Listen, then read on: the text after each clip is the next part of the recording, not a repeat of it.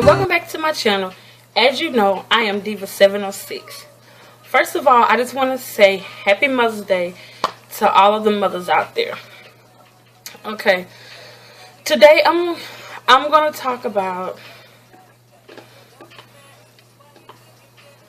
Mother's Day, and today is a pretty hard day for me and my sister, and I know for more people out there that have lost their parents. I lost my mom a month and a half ago, and she had diabetes, kidney failure.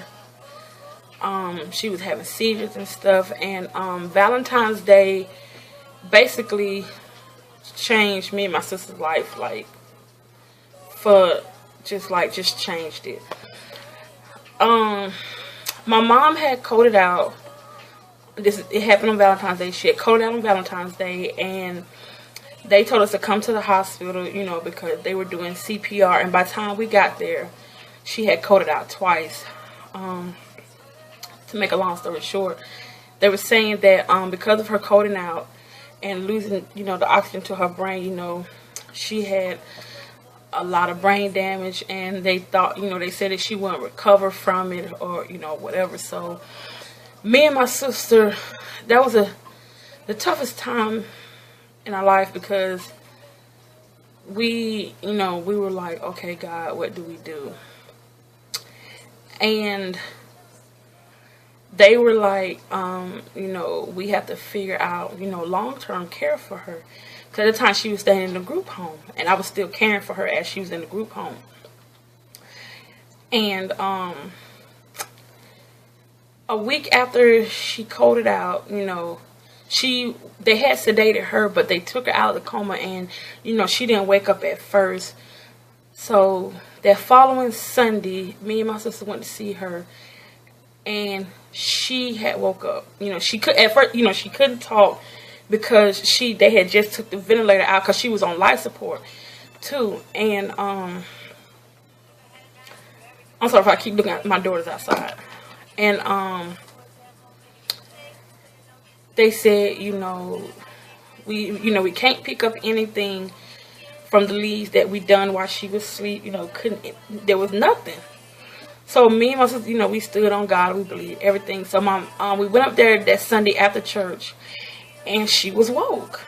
The ventilator was out and everything. She was woke. She couldn't talk, but she knew who we were or whatever. And a couple days passed. Her memory was gone. She didn't talk. She didn't know who we were. She would just look at us, and that broke me and my sister's heart. It's just like, okay, God. But we continue to pray. And the doctor was like, okay, now we have to think, we have to do comfort care. And I was like, I don't want to put my mom in hospice. Either that, or send her to a facility that's going to cost a lot of money and all this. And, why keep having her suffer? Because my mom had 2 amputations. She had both her legs amputated. Then she had 2 of her fingers amputated. My mom was suffering from seizures, all type of stuff. And to me, I believe her body was just tired, and she was just letting us know. And they were like, if she took another round of dialysis, she could have coded out again, And I'm like, okay. So me and my sister, we prayed about it, about putting her in hospice. And, we put her in hospice, and it was a Tuesday night they transferred her to hospice. And the next day, my sister left work. She went out there to see her, and my sister called me, and she was crying. Something in my head like, oh Lord, I hope my mama, doesn't happen. My sister said my mama had spoke, and she knew who we were. So my sister came and got me and my daughter, and we went up there, and we sat with my mom for a while. She didn't know. My mom, she couldn't understand where she was, what happened. We explained to her, and she was like, it didn't register. She could talk, but it was like slow. She had to think of her words and stuff, but she ate, she fed. They said she wasn't going to be able to eat again. She ate, she fed herself, and she kept that up for a good let's say 3 or 4 days, and we were able to ask her, you know, if anything happens, what do you want us to do? So at this point, me and my sister, we didn't want our mama to pass away. But she told me, she said she was tired and, you know, she was ready to go. And I was like, well, okay, mama. You know, but me being selfish, I wanted to keep her here because that was my mama. I'm like, I want my mama. So they said that once they put her in hospice, that within a week, you know, she would pass. My mom held on for almost 3 weeks. She did. It was the last week before, it was the week that she passed, that everything started going downhill. You know, she stopped talking. Toxins were backing up because of her not having dialysis. You know, and it was just hard seeing her like that, going to see her every day. I mean, it just hurt like, okay.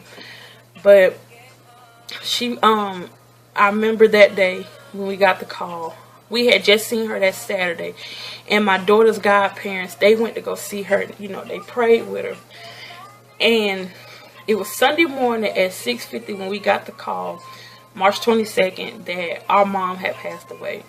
The nurse said it happened so fast because they could tell that it was coming.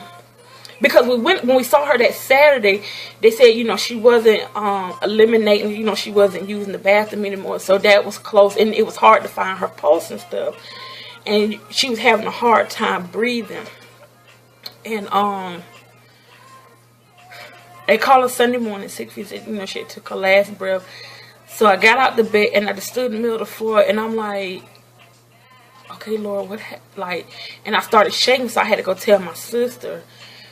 And it's just like everything started moving in slow motion. Like, no, this can't be real. And I'm thinking about, okay, who do I call first? I called my daughter's godfather first. His wife met us up there.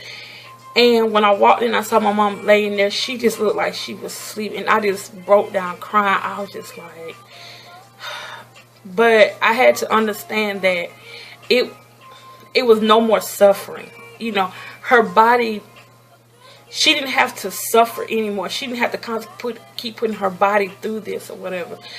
So me and my sister, you know, we did something small for her. You know, she wanted to be cremated and stuff, whatever. And we did that. We did a small little service with some of the members from church. It was so pretty. And I feel better, but then I do miss my mom. Because I sit back and I see other people today, they were celebrating Mother's Day with their mother, and I don't have my mama.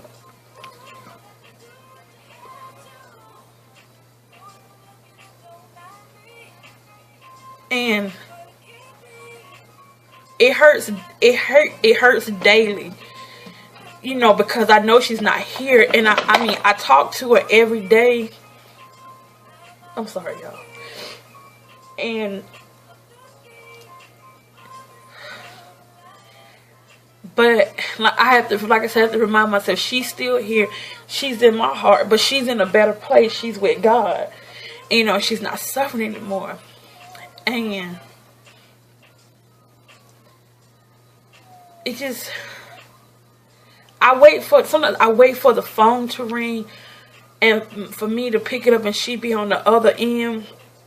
I've had several encounters after she passed. Like one time she did call me on the phone, and you know, people might say you crazy, but to me, I believe that they communicate with you, you know, and they do.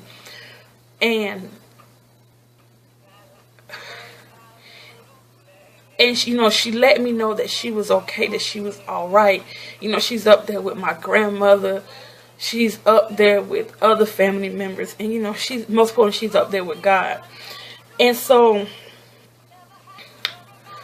I was talking to a friend of mine, and I was telling her that, you know, I was just in my mood because I knew it was Mother's Day and stuff like that, and I was missing my mom. And she sent me something, and I'm trying to find it so I can read it to you. And it made me you know, it made me feel good. And I passed it on to my best friend because she lost her mom a year ago. And she was like a mom to me too. So we both went through the same thing together. Her mom was going through the kidney failure and stuff, and so was mine. And it's just, you know, sometimes I still wish I had my mama here with me. I love her to death. And it's a letter. It was called A Letter to the Motherless, and I'm going to read it. A letter to the motherless on Mother's Day, May 10th, 2015. Today sucks, I know. It's going to be hard, but so is every day since you lost your mother. There is absolutely no love in this world like the love of a mother. There is a void that cannot and will not ever be filled, no matter what anybody tells you.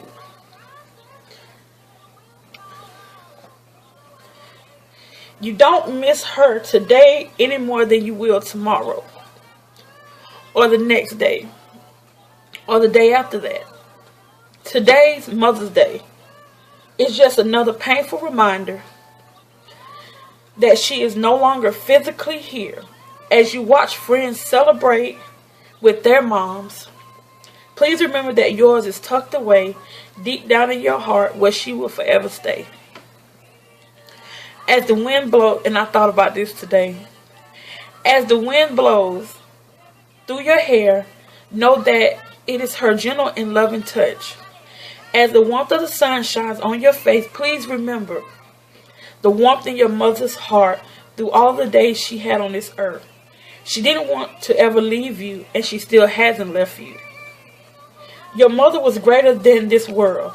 I know sometimes life just doesn't seem fair, and it never will. But please, please don't cry today. For your mother will want nothing more than to see you smile. I feel the pain within your heart as another day passes by without her. She doesn't want to see you sad. She wants you to honor her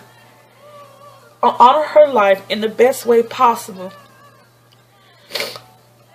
And that way is to live it. Live it for you. Live it for her. I know it's sometimes easier said than done. And sometimes words don't help. And I know this because I lost my beautiful 48-year-old mother almost 2 years ago when I was 24. This was written by someone else. I have come to find that the best way to heal is to remember her, remember the sorrow, remember the love, remember everything. Talk to her, she's always listening. And simply cherish the time you did have with her and the memories you have made. I want you to know that on this day, you are not alone. You are never alone. All of our mothers are watching over us from heaven this Mother's Day and every day for the rest of our lives. Happy Mother's Day to all the motherless children out there. Today is your day too. Celebrate her. Start a new tradition. Live life to the fullest. And most importantly, remember that even through the darkest of days, life still goes on. And I promised my mom before she left that I would live life to the fullest. She was happy that I started a YouTube channel, and she said, baby, you keep going, don't let nothing discourage you. And throughout my relationship with my daughter's father, my mom was always there. And to be honest, to this day, I should have listened to my mom. I should have listened to her, because moms know best. They know. And that's why I plan on being the best mother I can be to my babies. And I want to tell all of the people out there that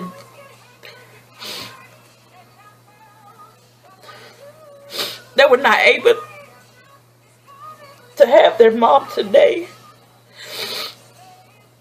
just know that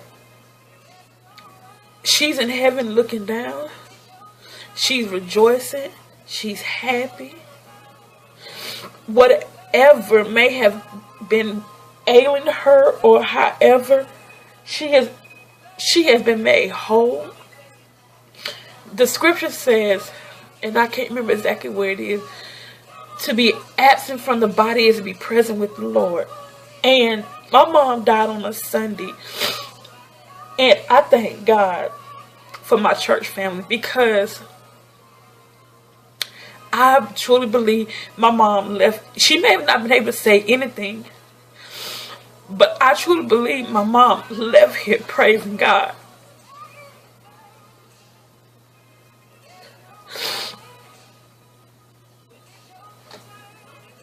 And without my mom, I wouldn't have the faith that I have in God today, because she kept us in church no matter what.